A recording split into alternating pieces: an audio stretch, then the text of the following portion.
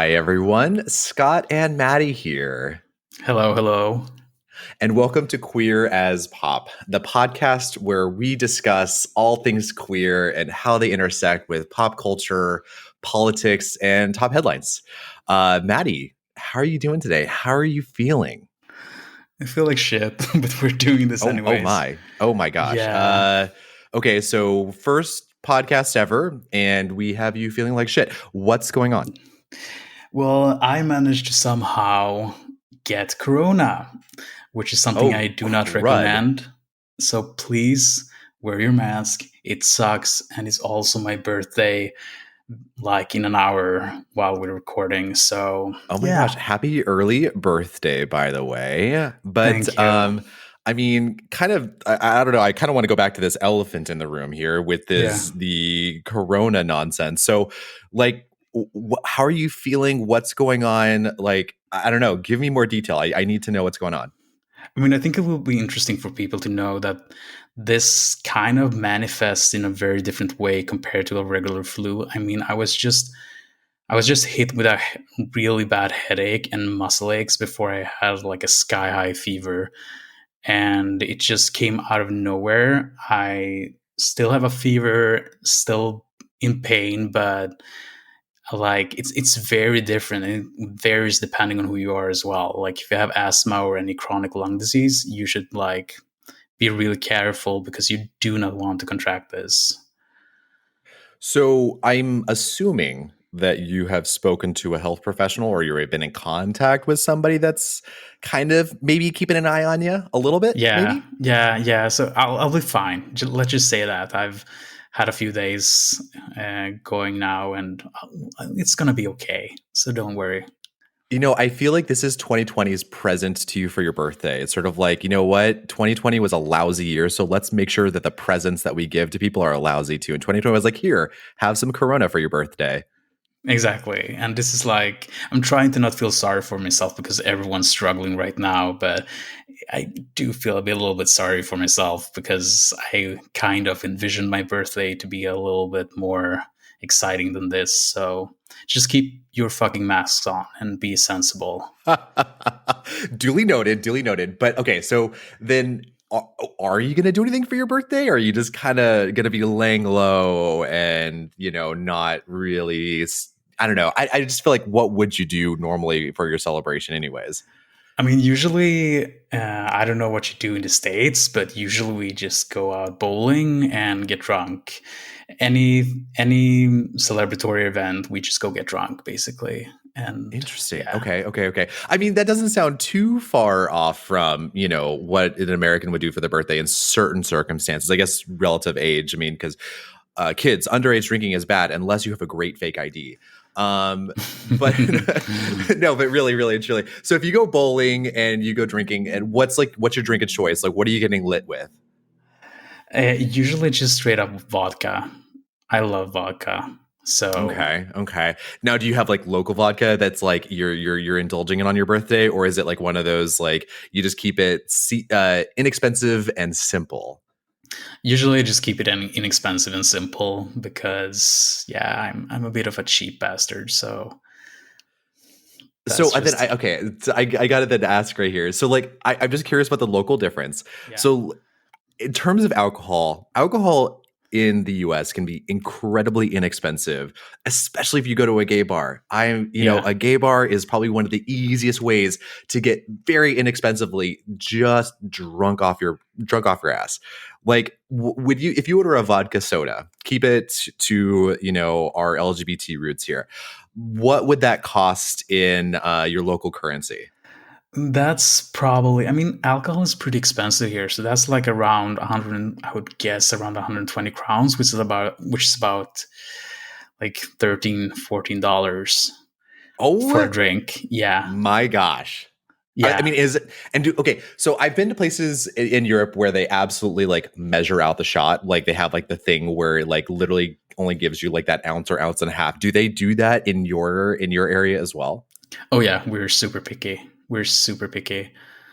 Oh my gosh, because man, it's when the US is just like pour, splash of soda on top of this pint glass. Yeah. And you're just like, great, this is $5 and I'm gonna get lit.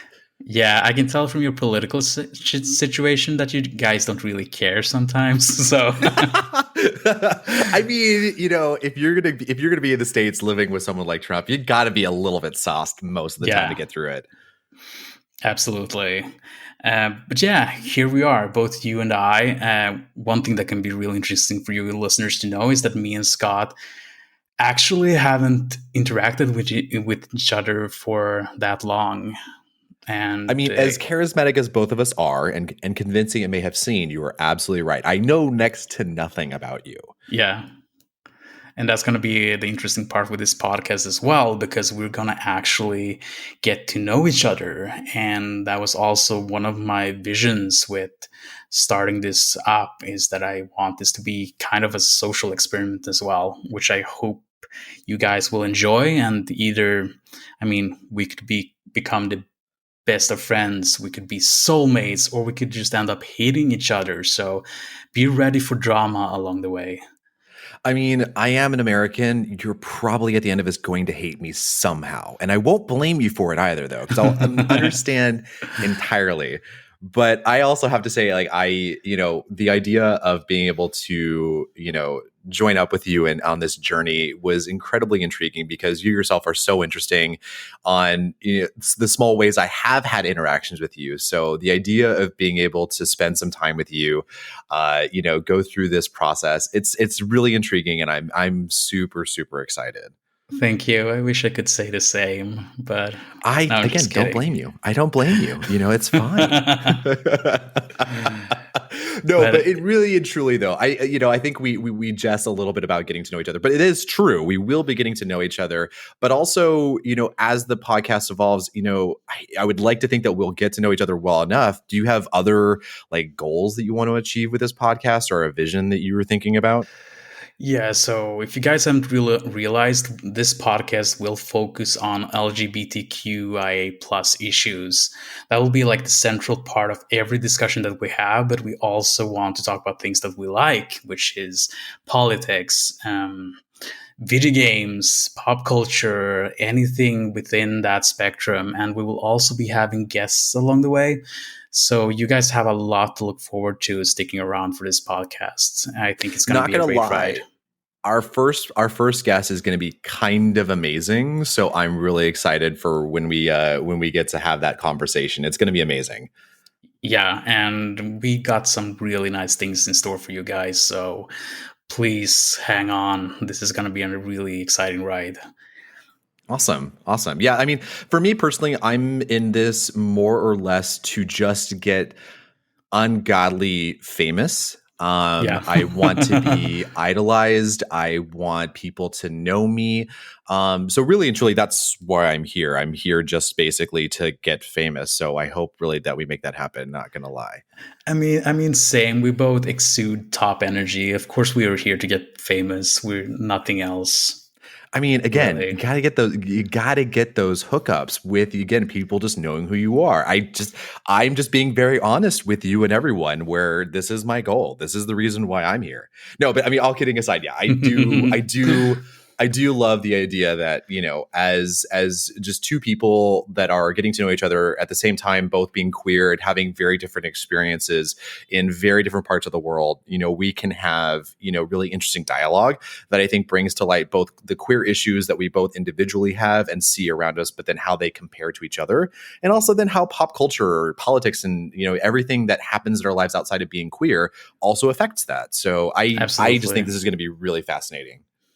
Yeah, so that's another thing that's really cool, is the fact that we are not on the same continent right now, partially due to Corona, but also because, yeah, for practical reasons, this is the best way to go for us. I can't just move to San Francisco in one shot. I'm sorry, Scott. I just can't do it. I am judging you a little bit for that. Yeah. But I also understand it to a degree, I guess. I mean, do they actually let you out of Sweden? Like, are you just kind of caged up in there right now? Or do you have like a relative ability to kind of like go and travel the world as you please? I mean, in regards of COVID, we have a really bad reputation in Europe for how we handled the disease. So, me leaving even Europe or going down the continent can be an issue in certain countries. But we are pretty much locked down as well when it comes to COVID. Like, I'm not allowed to travel to the States. You guys are definitely not allowed to come here. I mean, even Canada is not letting us in. You know, we got a Yeah, problem going on. yeah. I mean, Canada already hates you guys, and the way you dealt with the situation with COVID is just gonna ruin everything for you guys. You know, so I did read a little bit about how Sweden had a different mindset with how Yeah. they were sort of conducting themselves. And if I remember correctly, it was more of a thoughtfulness towards we will let people get sick so that there's a herd immunity going on. Is that completely off base from what I heard? Or is that somewhat in the realm of what kind of is going on? No, that's actually true. We tried that, and for obvious reasons, it did not work. So we actually have a very high death toll compared to our neighbors and per capita. I think we're around 7,000 right now, and if we're looking at Norway, I think they just have a few hundred. So we really, it was a choice. Let's just say that it was a choice. So I can't be too critical about the situation in the US from that standpoint. But at least it sounds like you're actively making that choice as a country versus us, where we're just sort of stumbling through it as if we both blindfolded ourselves, tied our hands behind our back, and then basically put ourselves into a sandstorm that we have to like then find the shiny egg in the middle of the map. I mean, I feel like there's such a lack of coordination, a lack of the actual use of tools and skills that we have available to us, that we're Yeah. really and truly just hamstringing ourselves, not because we're incapable of dealing with this in a responsible way, but because we refuse to do it, even though we know how to do it. It's like science is like this like mythical like religion that you're very skeptical of, and you're not really allowed to believe in because it may or may not be true. Who knows? Empirical evidence, who cares about that? It's just more like my gut feeling. What is my gut telling me, and what do I want to do today is more or less, I think, the general reaction you sometimes find with people, which can just really throw it out of whack for everybody else. Yeah. I mean, I cannot even begin to understand what's going on over at your place at all. I'm sure it's a struggle for a lot of people to even comprehend what's been going on politically and with the handling of corona, and I'm sure that will be topics that we'll be touching on in the future as well. Yeah, it's gonna be So one of those things. It's definitely not going anywhere anytime soon. And for better or for worse, we're gonna have to, just keep on keeping on, and also maintaining a little bit of positivity too, because you can't let yourself get too dark. Otherwise, what's the point? exactly. So besides that, this, as you guys are listening to this podcast right now, this episode will be devoted to me and Scott actually getting to know each other a little bit more. So stick around for some exciting stuff to come. Ooh, I am excited.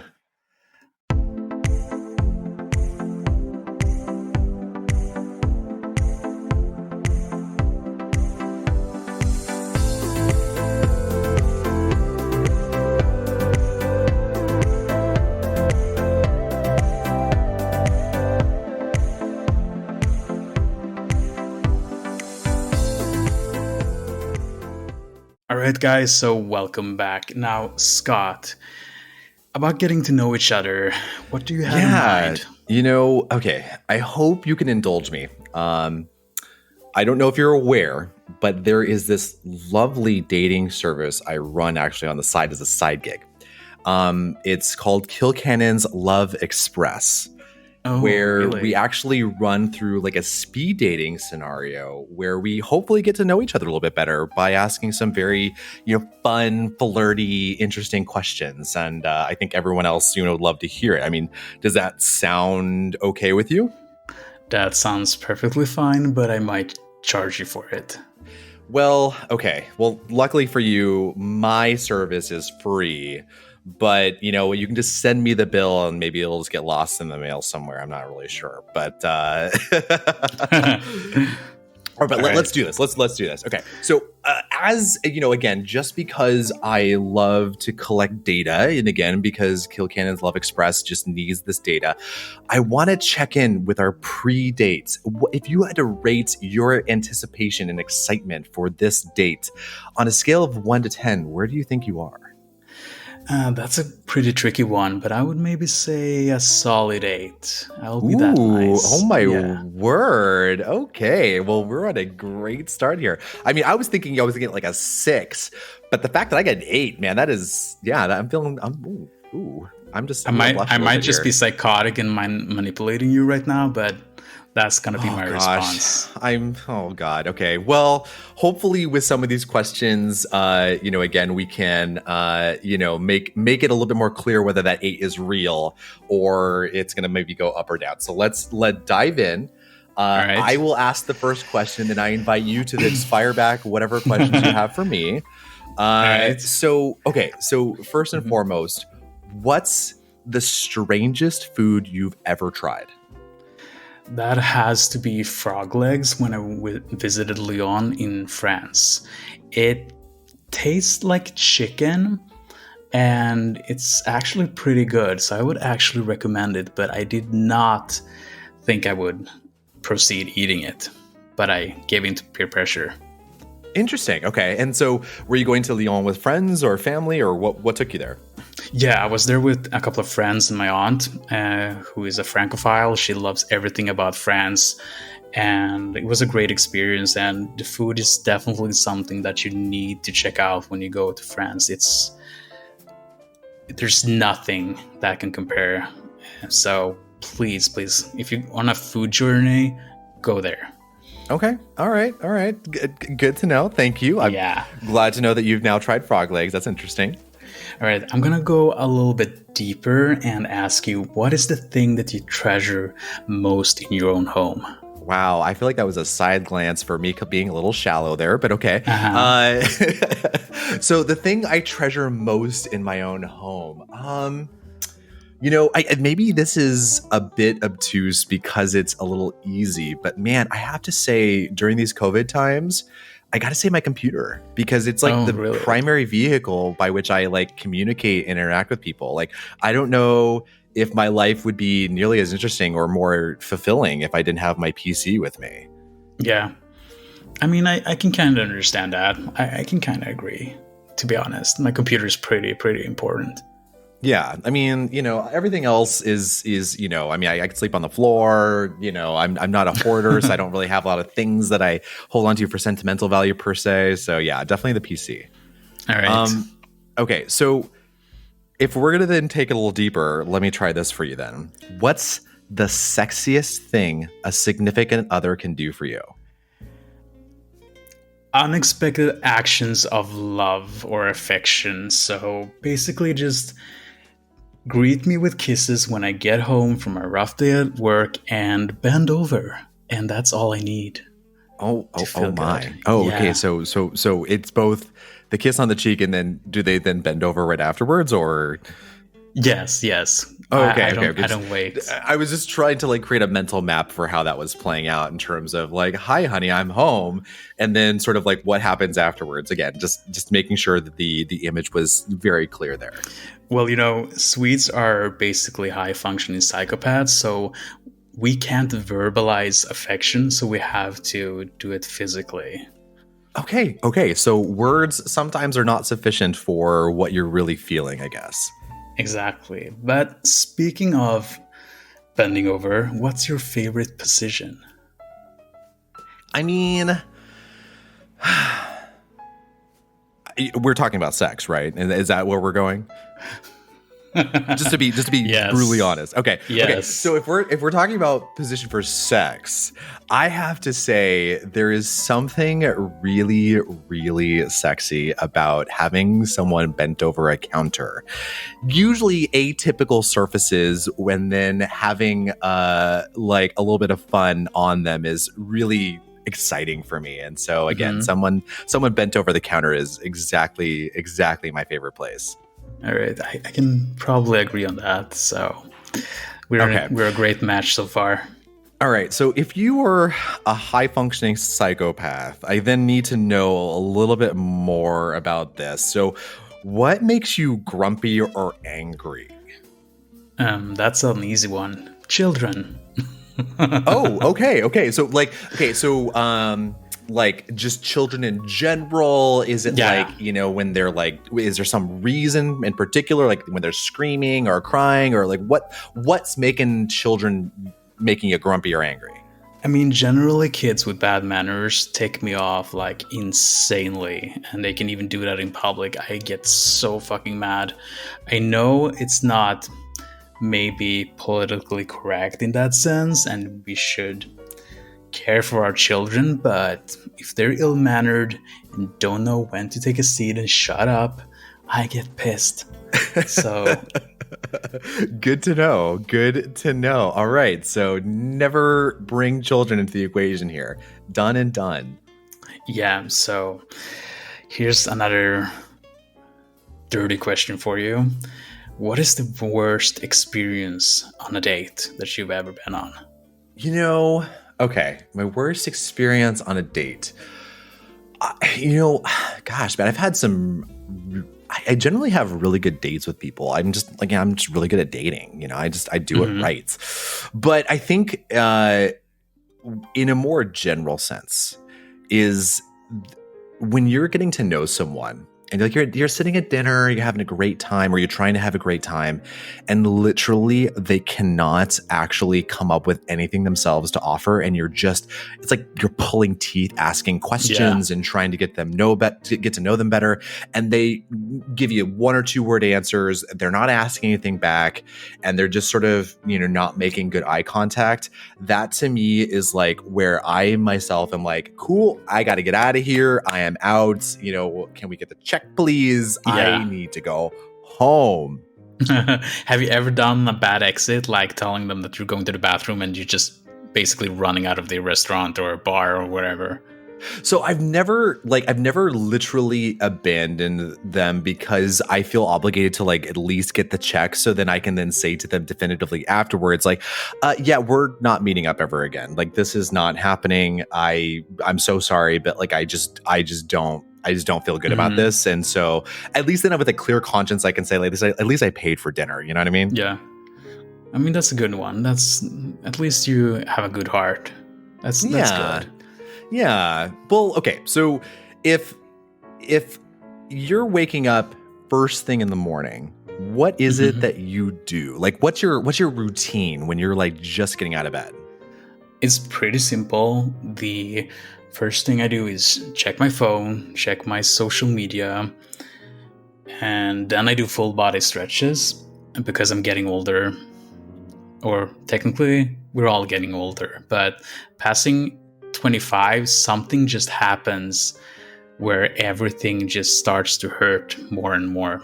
So that's like a routine that I'm really cautious about keeping. And then I just basically feed my cat. I'm a cat dad. You're a cat dad, and I love that. That it shows that you have empathy for something that you have to care for. So that makes me happy. Thank you. I do care, even though I'm a psychopath. Speaking about caring, tell me about one person in your life you admire and why.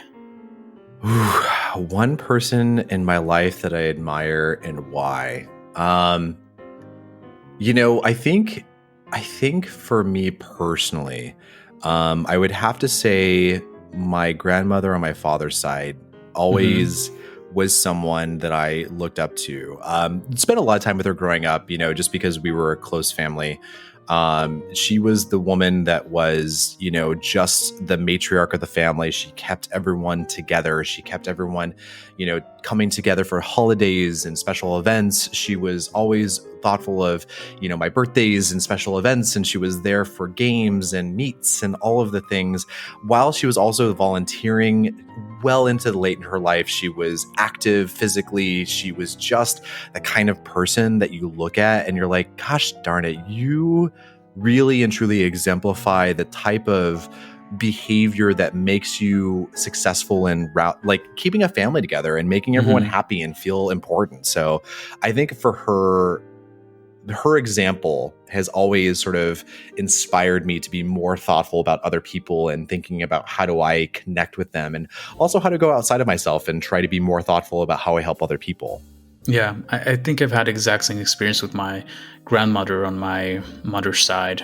She was the matriarch in the family as well, and did everything she could to keep everyone together, and was truly a strong woman. I can really admire that, looking up to someone like that. So good. So then if we're talking, Ben, about like, things we admire, what do you think your best feature is? My jawline and my dick. Oh, okay. So literally your jawline and your penis. Yes. Okay. Yes, cool. yes. So you just I'm assuming then a lot of photos probably are taking advantage of both of those things, right? Most probably, yes. I'm just being very upfront with you. Like, no, I appreciate that. I appreciate that. So if you're DMing someone and you're flirting with them, there's going to be a picture of your jawline and there's going to be a picture of your penis somewhere involved in that. Is what I'm hearing. I think that's historically correct. Yes. Okay. Yeah. I'm just again, it's for science. I'm collecting this information. Like I said, this is a speed dating segment, so I just need to know for science. And now I'm just writing this down so that I can remember later to ask for the right kinds of pictures. I mean, I can remember what you enjoy about yourself. Yeah, but that's good. I have to be very upfront with myself so that we really can get to know each other properly. Okay. And yeah, please. I mean, I'm an open book, so please ask me whatever you want. And speaking of my dick, when was the first time that you had sex? Oh, okay. Oh my. Okay. Well, when did I have sex? Okay, so I was not out in high school or before that, but did not have sex with anyone during my high school years. I identify as queer gay, so men are really what I like to spend most of my time with, and didn't really have the wherewithal to date anyone in high school. So it wasn't until actually college where I first had my sexual experience with another guy, and it was kind of amazing. It was awkward, but it was also really amazing, not gonna lie. I think it was the same for me. First time I had sex with a guy, and I came out not too late, but pretty late compared to a lot of young people today. And it was awkward, but it was also amazing, and it was a revelation. And it seems like I've been doing repeated that behavior. So you're basically, what I'm hearing is you're just looking to perfect your skill set. So you're just really trying to be the best version of you in that activity as possible, right? Absolutely. I perceive life as art, and I'm just here to perfect all of these aspects of life. Fair enough. Okay. So then if we're talking about all aspects of life, okay, so you think about your life in retrospect. What title would you give your autobiography if you were writing it and you had to give it a name?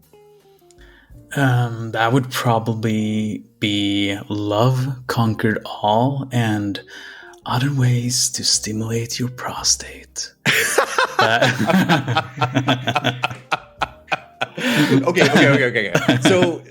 Okay. So Love Conquered All and Other Ways to Stimulate Your Prostate. So it sounds like you're both giving relationship advice and how to make sure the male G-spot is very well taken care of. Is that about right? Absolutely. But on a serious note, I truly think that's been the central part of my life. Like, anytime I've actually devoted myself to not turn anything into a bad experience by just feeling hate and anger, if I just choose to be happy and choose to find a solution in a problem with love in mind, then things actually solves themselves. So I love that. I love that. That's kind of beautiful, actually. I like that. All right. So I was thinking about a little bit about what we have in common, and I know that video games is a huge thing, so I figured talking to you about that would be a good thing to do. So I'm going to ask you, what is your favorite video game? My favorite video game. I think it's okay. So I don't want to say it's a tie, but it's kind of a tie between Final Fantasy Tactics and Final Fantasy VII, the original. Like, I mean, I love remake. Don't get me wrong, but until they've like completed the whole game, the jury is out on whether that can usurp the original. But I think between both Final Fantasy Tactics and Final Fantasy VII, I've played both of them through multiple times, which is usually not how I approach video games. I'm usually like a one and done kind of person. And so the idea that I can go back to them each and enjoy each of them individually is, I think, indicative of how much I do truly love them. Yeah, I have a nerdgasm right now because Final Fantasy Tactics is one of my favorite games of all time, and I love all of the games that take place in the Evilist series. So like, I'm obsessed with that, truly. So, like, were you one of those people who like max minned everything, or were you just kind of blazing through for the sake of the story, or was it a little bit of both? Like, I just got to know now, nerding out here on the job system.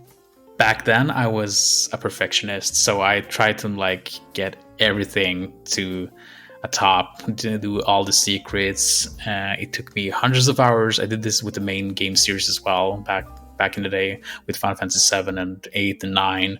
Like, I had like 120 hours behind every game, so I was obsessed with like really perfecting the game, and I love that. Prolong the game as much as possible, because I would always be so sad when the game ended. I remember crying when I finished Final Fantasy 7, so I didn't want the experience to end, so I really put all the energy on all the extra stuff that was going on in the games. Okay. Well, I can appreciate that. Respect. So, okay. So if we're talking about, just if we talk about video games, but like also let's like real world it a little bit. Describe to me the most physically challenging experience you've ever had. All right. This is something that I truly pray and hope that no one will ever have to experience, but a bone marrow biopsy is so painful I can almost throw up thinking about the pain. So I did that as a medical procedure a couple of years ago. Okay. Yeah. Like when we talk about bone, like the junk inside the bone itself, not the exterior, but the junk inside the bone, right? Exactly.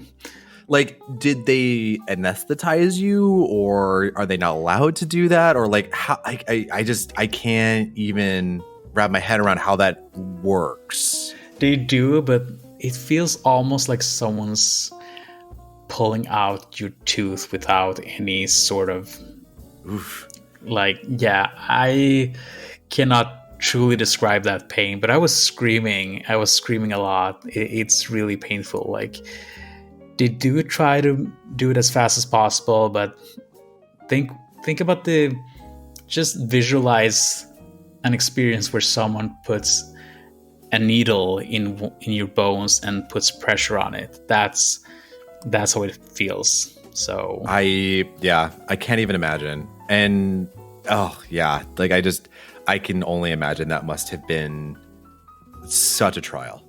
Yeah, it really was. And like these kinds of things, you're just gonna have to, sometimes you just have to live through them, but if you can avoid it, don't do it. Duly noted. I'm not signing myself up for a bone marrow biopsy anytime soon. Please don't. Now, this was a hardship, and sometimes we go through hardships in life. And speaking on that, would you rather live a short but fulfilling life or a long but uneventful one? Oh, man. Okay, so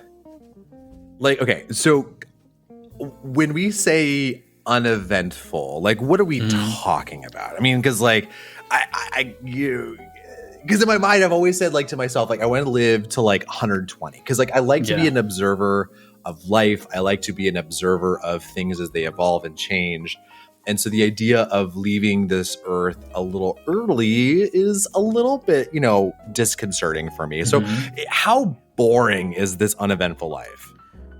To me, it's just that, like, not having the opportunity to actually observe things changing, and just imagine being stuck in the same job for the rest of your life. It's something that I would like get panic attacks about. Like, I could never visualize myself being stuck in the same position for the rest of my life.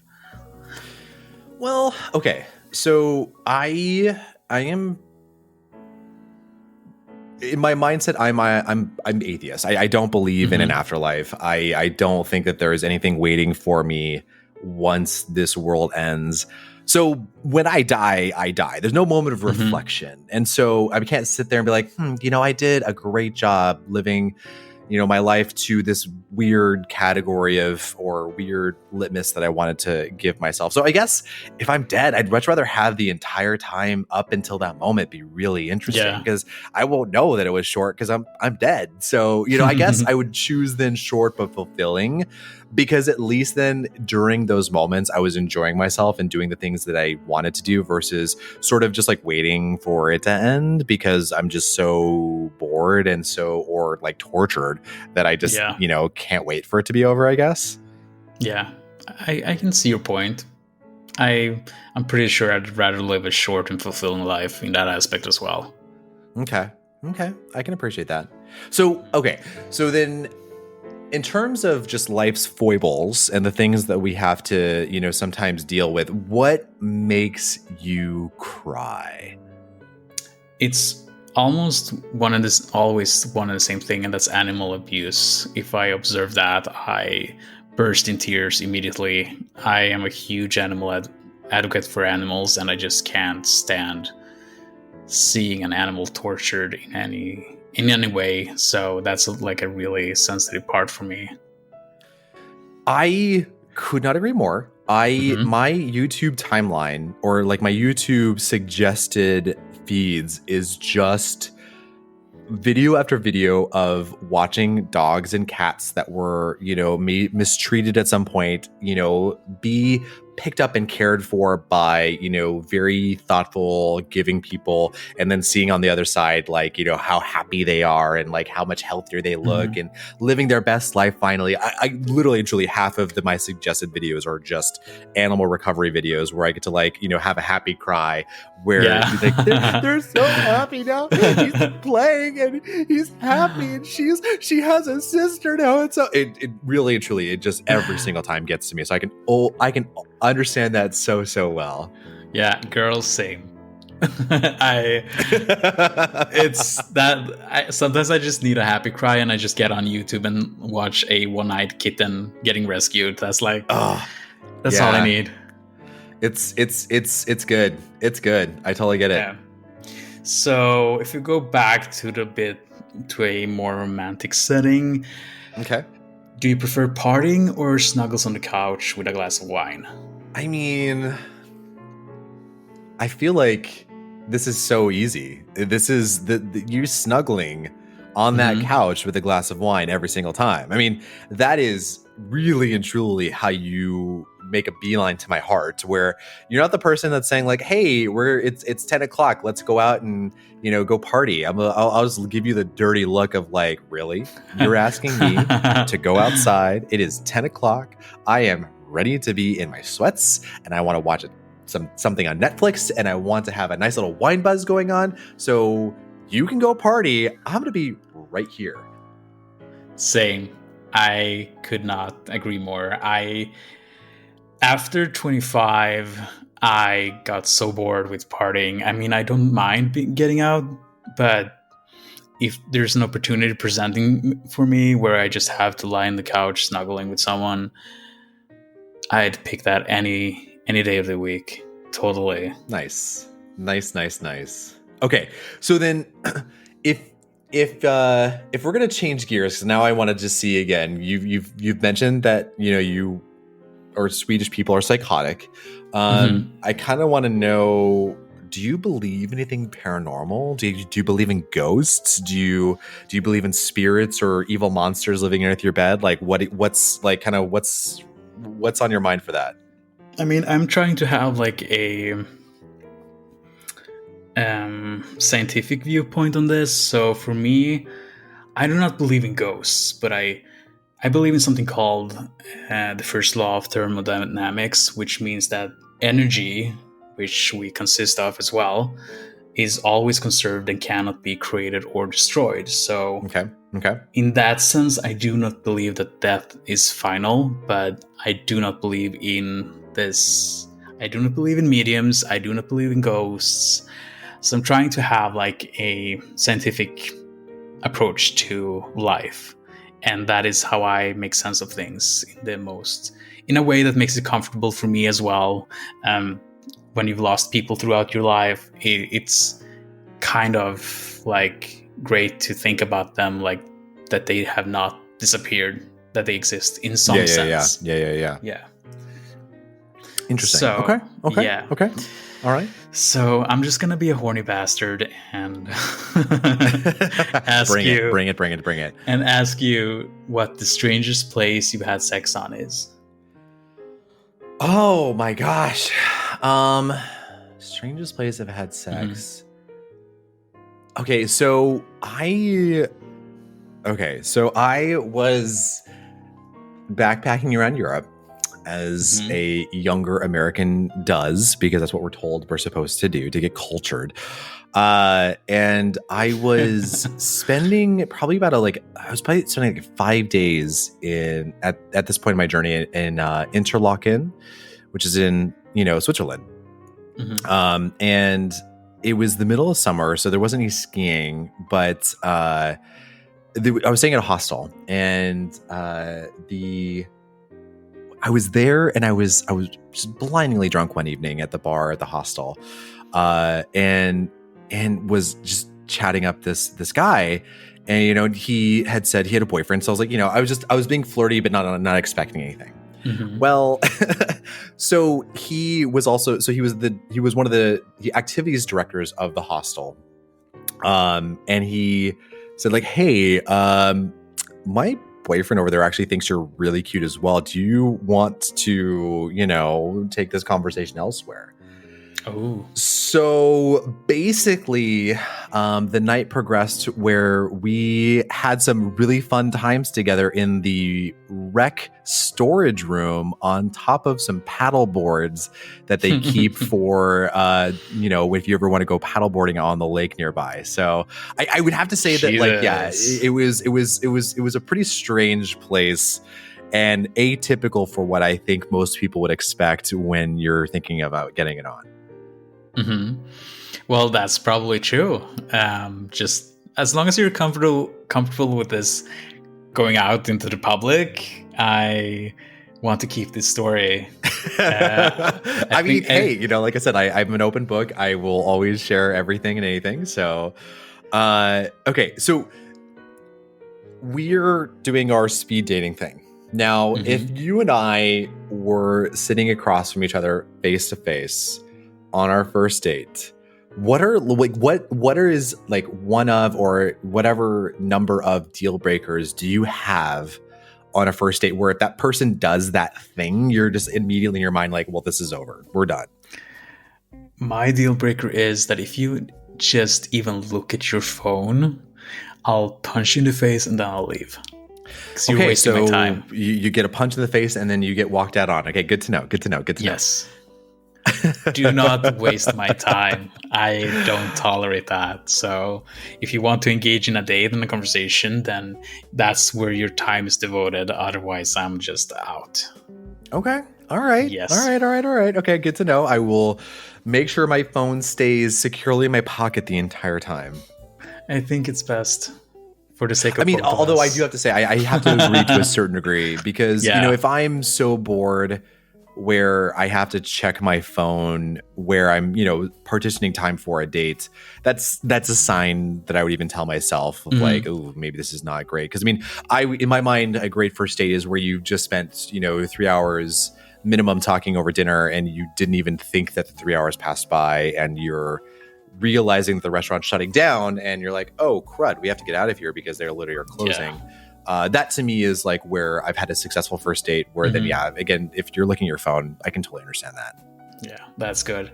So when we're talking about things in a restaurant settings, and like one thing that's interesting for me to know is, what's your favorite type of sweets? Like, what is it? Chocolate, maybe, or what? I mean, I'm kind of one of those people where if it has sugar in it, I'm probably going to demolish it. Yeah.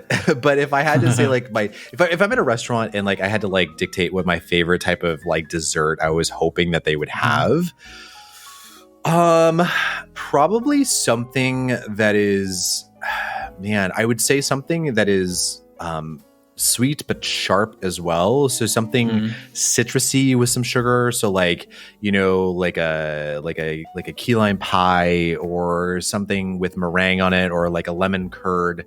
You know, because I just like, I like that balance of sweet and acidic, because I think it just makes it feel refreshing on the palate without being just disgustingly sweet the entire time. Yeah, I totally agree. I like the sweetness to be balanced out, but I guess me approaching you with some Swedish salted licorice would probably make you throw up on me. I mean, I'd like to pride myself in thinking I have somewhat of an iron stomach, so I will put on a brave face. I will eat that licorice, and I will also tell you that it's terrible, because I can already tell you that sounds terrible. But, you know, I would at least indulge you by like having it. And so you could say like, well, at least he had the compunction to be like, you know what, we're going to try this and we're going to just do it. Yeah, I admire that so much. I think going through all of these questions, I think we have a future set for us. So for the purposes of, again, empirical only, for Kilcannon Express Love Service, what would you rate me after the date? So you said an 8, and you said you might have been saying that to screw with me. Where do you fall on that line now? I mean, I'm cautiously optimistic, being a pessimist all my life, so I would probably maybe jump up on a 9 for you. Oh my word. I am so excited because, again, I'm imagining you're very discerning. You are very critical. And the fact that I get a 9, I am just going to be dancing around with that all day long. You should. Okay, but you know, again, it's purely for data collection, because we're trying to always enhance the Kilcannon Express Love dating service. So your data will be treated with the utmost respect, privacy, even though this is a podcast that's going out to everybody. But yeah, we appreciate your participation in today's speed dating event. I think it's fair for me to ask, though, what would you rate your interest in me after this run? I mean, again, I'm an American, so we know we are not at all shy about hyperbole. So I'm going to give you a 25. On a scale of 1 to 10, you get a 25. I'm going to be like, I am all in. Let's do this. You really want that dick, don't you? I mean, again, I just, know what I'm going for. And so if that's what I need to be saying to make sure that these things get locked down, sign me up. That's great. Now, we've been talking a little bit about dating and our dating experiences. I was thinking it would be a kind of a fun thing to like maybe talk about our unique experiences of like being queer in your part of the world and dating and what the differences are. So if you were going on a date, like how do you proceed from the moment that you start talking to someone on, maybe I'll just assume Grindr? Like how is that how is that process like? How does it look like? Okay, so to be fair, I'm not on Grindr at the moment, but I've obviously had more than my fair share of experiences on Grindr, and we also have an app here called Scruff. I don't know if you have that in we got in it too as well. You have Absolutely. It as well. Okay. Yeah. So I mean, slightly different audience, I suppose, between each, but there's obviously some overlap as well. But if I'm talking to someone, I've gotten to the point where I'm really bored by just endless dick pics, or ass pics or, you know, just anything that, I mean, the baseline of like attraction needs to be there. Don't get me wrong. Like, I'm not going to say no to a scandalous photo or 500, but you know, having, you know, a great smile is going to be really important to me. And then also like a little bit, at least a mild attempt at proper grammar and asking me questions outside of when am I hosting and when they can come by. Like, to me, you know, again, there are moments where, yeah, you just want a fun, easy hookup. And that's not, and I'm not judging people for that at all. But when I look at, you know, my time on something like Grindr or Scruff, I do like the idea that I'm also going to like just the person behind the penis and the butt. You know, so like understanding a little bit more about them, what they do, what they enjoy. Do we have similar senses of humor? Again, are they intelligent enough to use a comma from time to time?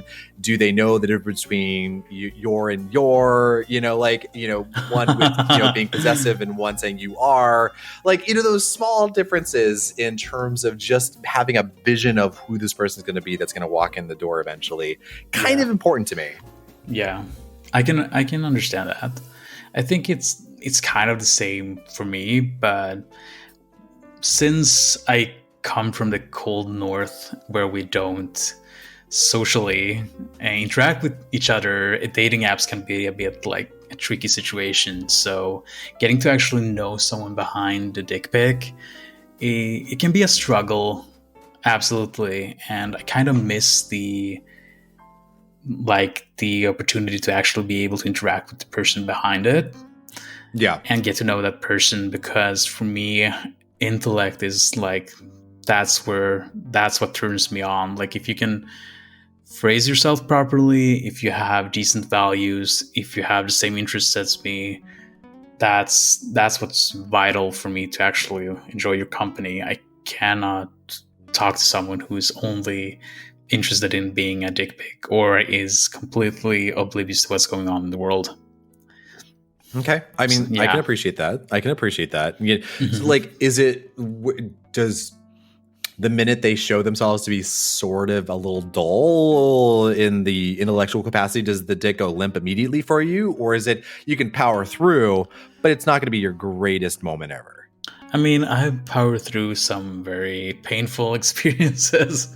So oh my. I think I can do that, but like, there has to be some sort of personality shining through for me to actually proceed into some sort of relationship or dating. Okay. So, all right. But like, okay, so what's your typical, like, again, not to, you know, just, you know, beat this horse to death or to beat a dead horse, I guess. What's the typical dynamic when you're like reaching out to someone for the first time on Grindr? Like, is it like a series of headless torsos? Is it like, are you responding only to people with face pics? What's your criteria for even the moment you say like, okay, I can talk to this person? I mean, generally it's, you go on these apps for different purposes. Like, I'm not ashamed to admit that I have been going on for just one night stands, but if I'm actually looking for something, if the person responds to me based on something that I have in my profile or general interest or makes a funny joke, that's when I pick, that's where I am feeling like this might be the right person for me. If you express something else that's not just a dick pic or can make a funny joke or be approachable in a different way, then you have me. You have my interest. All right. I'm taking notes. I'm I'm just writing all this down again for science only. Not looking to, change anything, but So, okay, then as a follow-up, okay, so we talked about Grindr. Like, are there any other dating services that exist in Sweden that are typical for people to use that maybe I've never seen before? Yeah, actually, there is. There's actually something called Cruiser, which was it was a dating web page that was established, I believe, in 99 or 98. For Scandinavian queer people to... Okay. Yeah, so it was a dating service. It's still available today, but a lot of people don't use it anymore because of Grinder and Scruff and Okay. Daddy Hunt or whatever you're into. So yeah, I have to say though, like when I hear the word cruiser though, I'm just thinking like, gosh, that's just really and truly just making me think that it's really there only for the purposes of like, I want to be in this dark alley between the hours of blah and blah. You can come by if you want to. Because I mean, like when I think of cruise, I think of like cruising. Yeah. And it's just sort of like very, very casual sex. I mean, I believe that was the purpose initially, but it's been a big part of the gay experience in Sweden, actually, and a lot of parts, like almost all the parts of Scandinavia. So it's been, that's probably the major difference. That's something that you guys don't have. Like there's some people that have been using OkCupid over the years, and Gay Romeo, I think it used to be called. I'm not sure. Oh, I remember that when I was living in Berlin. Man, that was the service. It was what everyone was on. Yeah. On mainland Europe, that's probably the biggest app, or used to be, webpage devoted to dating. But in Sweden, we used Cruiser, and I vaguely remember getting on that webpage when I was maybe a bit too young to be there. So,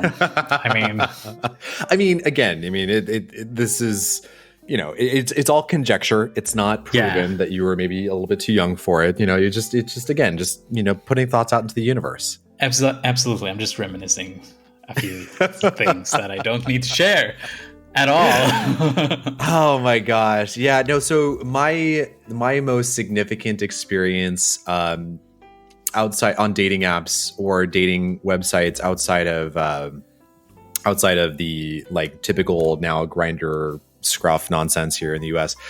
So I met what ended up being my future husband, now ex-husband, on a service called Adam for Adam.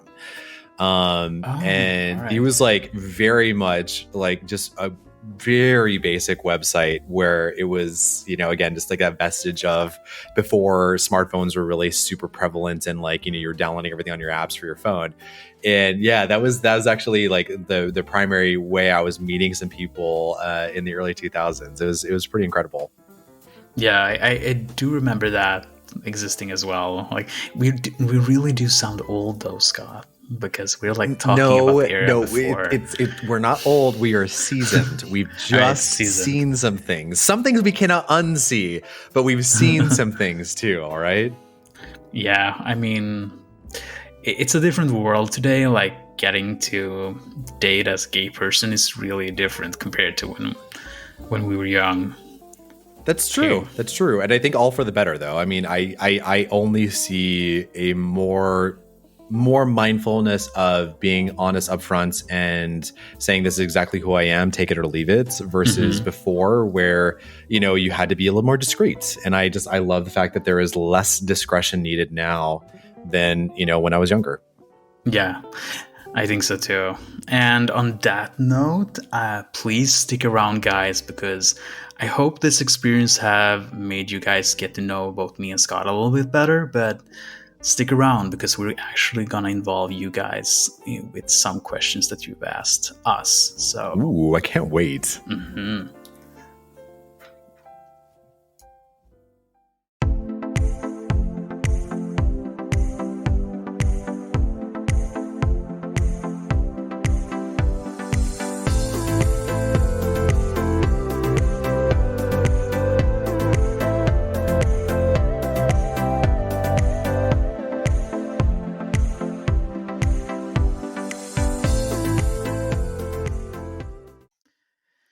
All right, guys, welcome back. Now that Scott has collected all the data for scientific reasons, and, I'm very weak for an American that believes in science, we will continue with some questions that we actually have gotten from you guys. So welcome to our FAQ session. Yeah, and so we will be answering some of these questions, and we both heavily encourage you to always send questions our way. If there's anything you've ever wanted to know about either of us, always feel free to send them in, and we will answer them on the podcast. But with that said, Maddie, Hmm. first question. Yeah, Are you ready? I'm ready. Okay. Is your body ready? My body's ready. I'm lubed Okay. up. It's time to Oof. go. Okay. So, okay, question number one. What is your greatest triumph in life? This is a hard question to answer, but like, I take great pride in most of my achievements in life because they were reached when life was the most challenging for me. So I don't really have anything specific to point out, but I do look back to all of my experiences and cherish my achievements. And yeah, it's hard to just point out on something for me. I don't know. What about you, Scott? Yeah, like okay, so I think I've definitely been proud of a lot of things I've done in my life so far. I think that one of my achievements that I'm most proud of, though, is when I started backpacking around Europe for the heck of it. You know, I had no agenda. I had just graduated from my undergrad years, and it was only going to be a 3 month affair. You know, it was going to be 3 months of backpacking around on my own and figure it out afterwards. When I moved back, but I fell in love with my time there about midway through, where I decided I would try to make a life for myself for at least a little while somewhere in Europe. And I would Hmm. just live wherever I enjoyed the most from all my visits. I would just kind of go back to that place and try and make it work. And ended up being Berlin in Germany. And uh, I didn't have the support of my parents. You know, they weren't giving me money for this. And so the fact that I didn't know the language, the fact that I didn't know anything or anyone there, but still managed to live there for 2 years on my own, scraping by. Sometimes, with again, maybe like €2 in my pocket to eat for that day. It was the fact that I was able to put myself into a circumstance that I was woefully underprepared for with zero support, but still somehow managed to make it work. Just kind of taught me that I can go and do almost anything, and I can Hmm. rely upon my, you know, work ethic and sort of just ability to be flexible to make it work. And so I Yeah. just think I take that with me with everything I do from now on. Hmm. I can appreciate that. Absolutely. Okay. So the next question we have is, do you find it difficult to remain kind when someone does something to upset you? So Hmm. they've done something to you that, kind of maybe even felt pointed and thought, and like, this is going to upset this person. Like, how do you react? I mean, if someone does something that upsets me, I try to always have a reasonable discussion with them about it. If that doesn't work, then I will probably start to lose my temper. It really depends on the situation, if it's directed towards me or someone else. How do you feel about that? So I feel like I have a pretty long fuse in terms of when I actually get upset about something.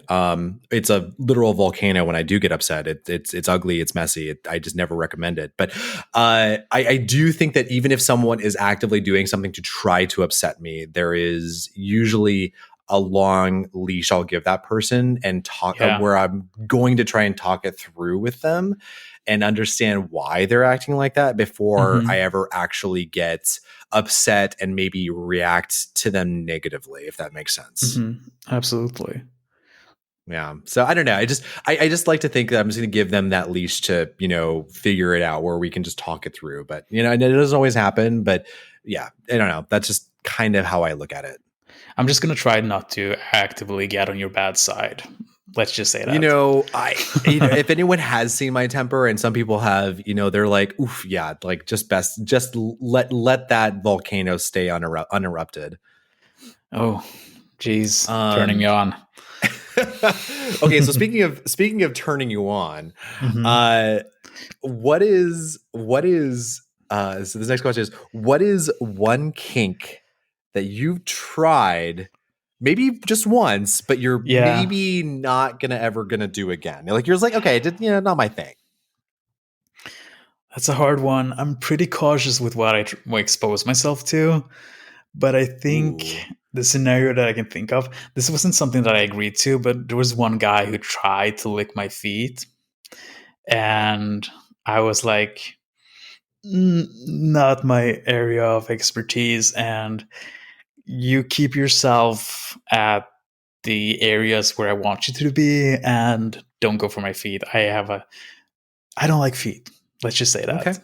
And Yeah. totally fine. Totally fine. Yeah.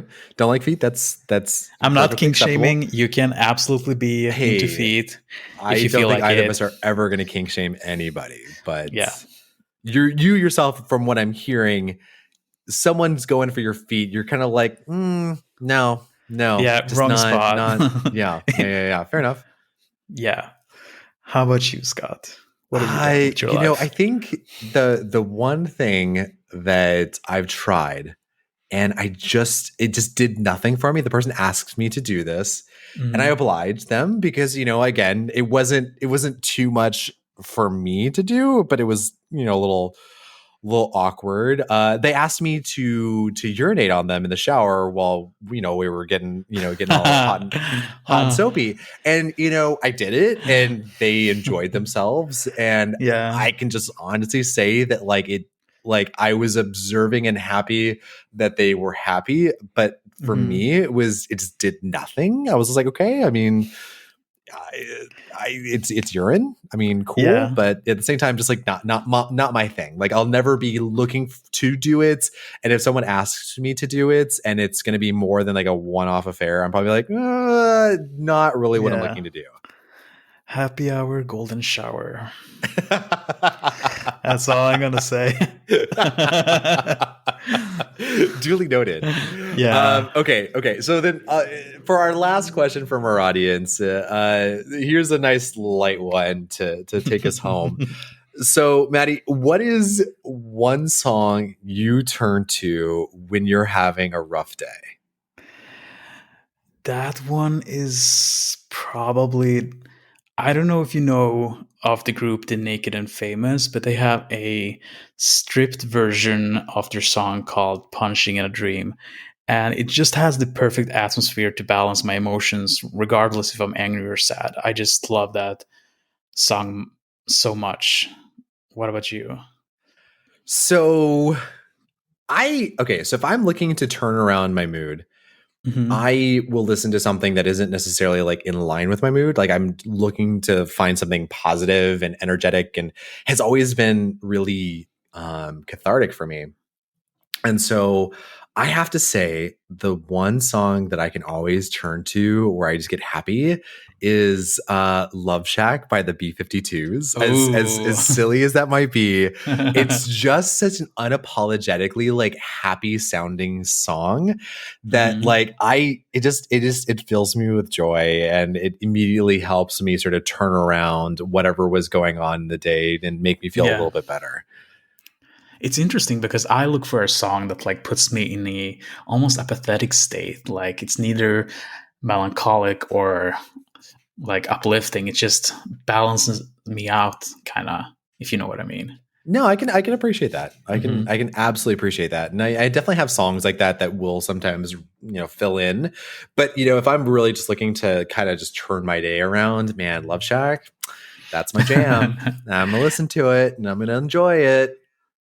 I'm gonna remind myself about that. If I want you to get in a good mood, I'm just gonna start playing it, blasting it Be through like, my we need to turn this speakers. around, Scott. So you just need to like here, we're just jam this, we're gonna jam out to this, and you're gonna feel a little bit better. Totally. All right, that's basically it for today. So join Oh us my next gosh, this week. has been so much fun. Again, thank Yeah, you, Maddie, for again inviting me on this journey. I'm really looking forward to so many more moments together with you. This is gonna be great. I'm looking forward to it as well. And I hope everyone who's been listening, like I told you early on in the episode, we have a lot of interesting things to come. So please stick around and please join us next week because we have our very first guest, the legendary one and only Coco Peru, is going to join us. What do you think about that, Scott? I cannot wait to hear what she has to say. She's always been someone I've idolized, looked up to. I've, seen her in so many different films and TV.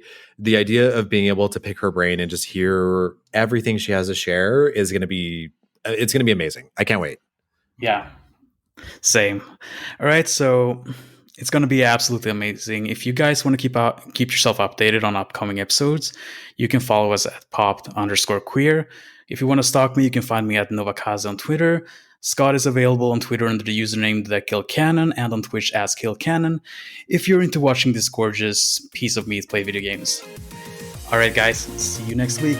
Bye, bottoms. Bye-bye.